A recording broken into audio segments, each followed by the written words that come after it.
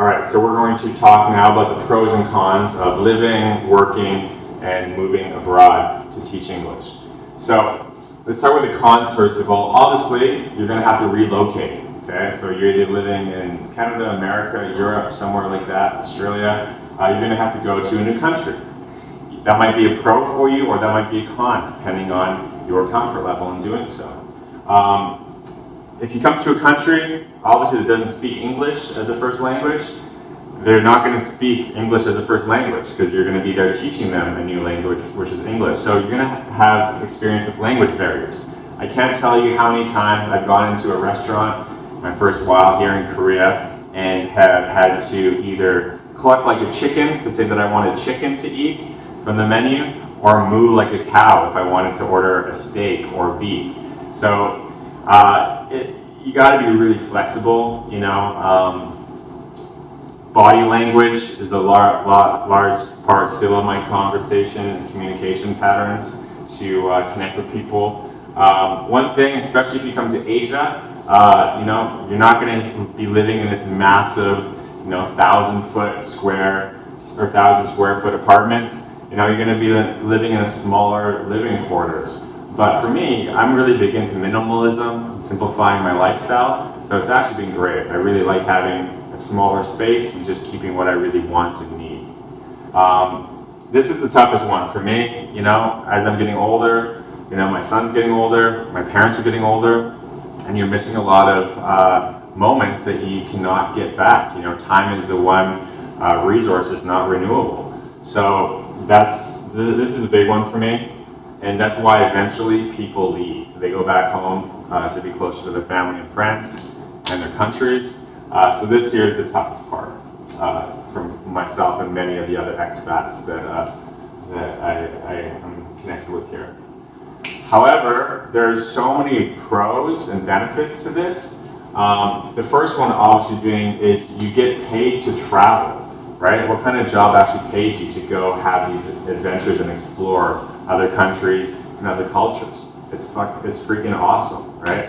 I love it. A big step why people do come and do this kind of work is to pay off debt. So maybe you're a student and you just have this huge student loan after finishing 4 years in university, and you want to just kind of take a break before you get into the rat race of corporate America. You want to do some traveling, but you can't afford to travel. This is a great way to travel, but get paid to do so and start paying off some debt. Or maybe you had a business that went under, or you went through a divorce and you just want to kind of get back on your feet financially, pay off some of those bills, take a year to yourself, try something new.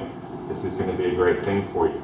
Rent-free. I'm going to actually have a video after this one to talk about how you can actually not only live rent-free, but actually how you can make money from your current apartment by renting it out on Airbnb furnished while you're traveling and living abroad. This is what I did, and this like compounds your earning and saving potential. It's like such an awesome ninja, you know, hack, but it's something that I did for my first couple years here, and I actually still do it on a smaller level right now. So I'm going to talk about this later. But most, at least in Korea, in China usually, they give you an apartment. So you fly in, not only do they pay you for your plane ticket, so my contract, they flew me out here, you get a two-way ticket, fly you here, and then they fly you back to your country when your contract's done. But they also have a furnished apartment set up waiting for you here. So you don't have to worry about going to find a place to live or buying furniture. If you get connected with the right school, you've got that home waiting for you your first night, which is just super, super convenient. This is a great thing too. You get to learn about new cultures, meet new people, learn new languages. You know, if you're living abroad, you just have to, new food, new relationships, meeting someone and maybe dating people from totally different backgrounds of you. Another really practical benefit is work experience abroad. You know, how many people do you know have actually worked and lived in another country? You know, when employers are looking at this saying, hey, this guy must have his shit together because he lived in, you know, Tokyo for 2 years, or he lived in South America. You know, they're interested in someone that has those life skills, as long as with the professional skills that go along with it, right?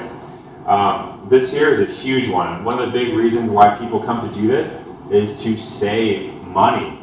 Look at, if you've got free rent, you don't pay rent, your whole paycheck can go to savings, minus your food and basic expenses. So a lot of people come here to save money for the future, or for a business they want to start, or to pay off debt, okay? One friend of mine who just left, she was here for about maybe between 8 and 10 years. I can't remember, between 8 and 10 years.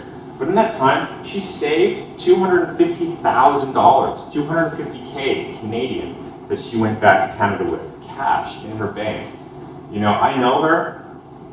Mind you, she's not a big drinker, she's not a big partier, she's not a big spender, she's not a big shopper, but she lived a pretty minimalistic life. However, she traveled to many countries during her breaks here. She also was like me, doing multiple streams of income. So she did do some side gigs as well while she was here. But this is $250,000 that she was able to save in under a decade, which is a great nest egg, okay? And you know what? She's been here a lot longer than me, but you know, I could see myself getting to that level if I've been here as long as her. Just looking at where I'm at now, and this is not too far-fetched if you do it the right way. And last one, a lot of people just want a fresh start. They might be sitting in a job that they don't like, or in a relationship that just ended, or they've been doing the same thing for a long time, and they just want to just do some cool new shit, right? So the thing is, this is why I did it. I needed a fresh start. I was in a pretty bad situation, just needed something totally new. My plan was to come for 6 months. I've been here going on 6 years now, okay? You never know what's gonna happen until you take that first step. So if this is something that resonates with you, feel free, ask me about it. I might be able to have some contacts with you or for you to help you get set up, or recommendations. I'll link something below here. There's an article I read about the top 10 or 20 destinations to teach abroad that can kind of give you some perspective and things to look out for and consider in your decision to where to go and what to do. So yeah, I mean, this has worked out absolutely phenomenal for me. It's given me a really good lifestyle balance with what I do. And hey, I've been to like 35 countries. I've traveled the world doing different businesses, but also because of this flexible schedule. It's very low stress. I've got great stories, met amazing people, had a lot of great relationships with incredible girls from around the world that I would have never met unless I did something a little different. So I just totally say go for it. I don't regret it, and I'm sure you wouldn't either. And hey, if it sucks, if you don't like it, you can always fly back home.